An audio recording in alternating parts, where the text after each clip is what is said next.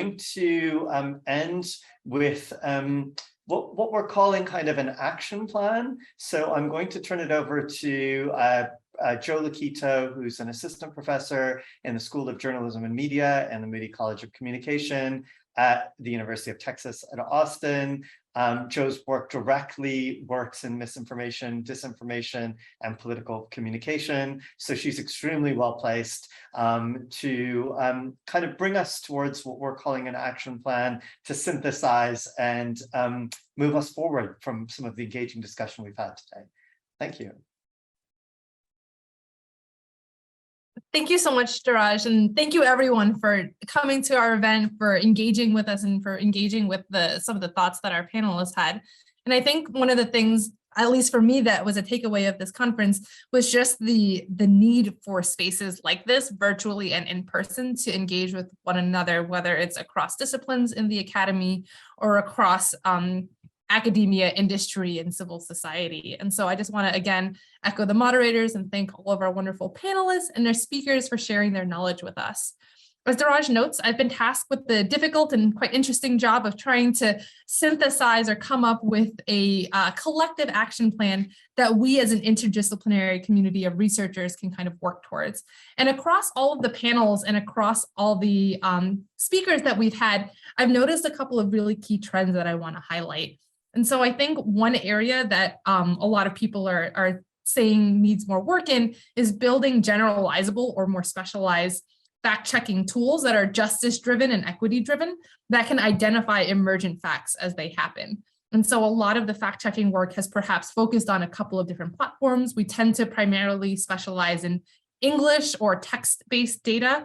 And so there's been a call over the last couple of hours for more fact-checking resources for image-based or video-based misinformation, for fact-checking resources that are not in English, and FactCheckado or DesiFacts and other tools that folks are creating for fact-checking in non-English, I think are going to be really, really important for the midterm, for other pandemics in the future, and for misinformation crises down the line.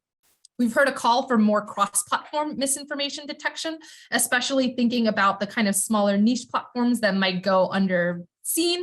And then Sucrit very nicely reminded us that a lot of this misinformation can also exist in more ephemeral content, right? Live streamed content or content that gets deleted kind of automatically. And so thinking about how to track misinformation in those spaces, I think is so incredibly important, going beyond the text-based data, the Twitter-based data that we currently have.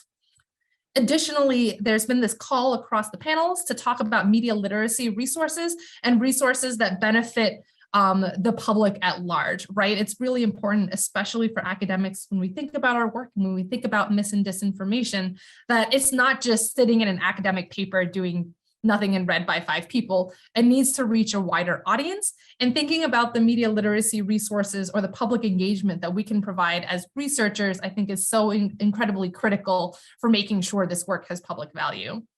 And then finally, at least for me, when I think about mis and disinformation, the silver lining has always been the ability to collaborate with others, to learn from each other, and to revel in the fact that our community and our culture works across multiple disciplines and multiple industries.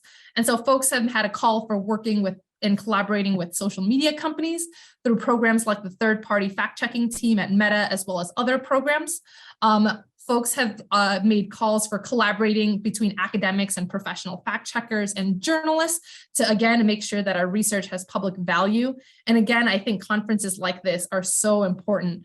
Other conferences that might be of interest to folks include the Truth and Trust Online Conference, as well as the Misdoom Conference. And I think a lot of these conferences are trying to blend both academic research, policymakers, nonprofit organizations, civil society groups, journalists, and all folks who are involved in and interested in this community. We've had calls for collaborating with lawyers, particularly when we think about protections needed for those engaging in fact-checking, as well as collaborating with civil organizations and community researchers, non-academic researchers. I think those sort of collaborations are really essential, not just for making sure our research has kind of public value, but for making sure this research is really accessible to the public. And so when thinking through kind of the biggest call to action, it sounds like collaboration and finding points of collaboration is really essential, both among academic researchers, as well as academic researchers, fact checkers, civil society organizers, and policymakers ultimately. And so I, again, wanted to just give my sincere thanks and gratitude to our phenomenal panelists, the program team, our organizers, and especially the attendees for your time, your energy, and your knowledge. And I will pass it on now back to Dr. Murthy for our wrap up. Thank you, Professor Lukito. Much appreciated. I think that was an amazing synthesis of a lot of complex intersections that we've had today. Very much appreciated. Well, thank you to everyone, participants in terms of audience, panelists, Dr. Corney for a thoroughly engaging keynote, and for joining us today. If you'd like more information about UT Austin's Designing Responsible AI Technologies to Curb Disinformation project, you're invited to get in touch with the panelists directly via email or via our hashtag #DisinfoDay. We'd also encourage you to go to our website, disinfoday.com, which contains the program for today, as well as will contain resources and eventually recordings from today.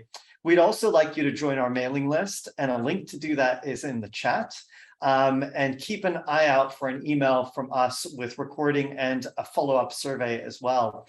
I wanted to mention a thank you to everyone in the UT Austin Designing Responsible AI Technologies to Curb Disinformation project, those who moderated, Professor Durrett and Professor De Artagia, as well as Professor Leese for leading the keynote, and Professor Lukito for the call to action.